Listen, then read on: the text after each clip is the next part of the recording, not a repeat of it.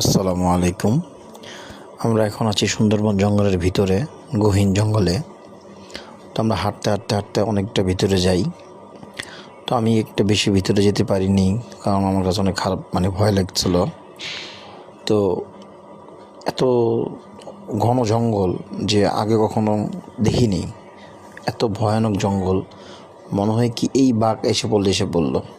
তো আমাদের যে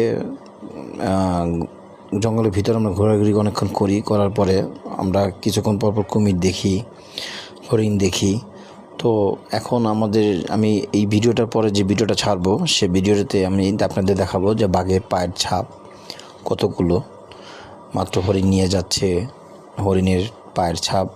আপনারা ভিডিওটি দেখুন, তাহলে দেখতে পাবেন বাঘের পায়ের ছাপগুলো। ধন্যবাদ।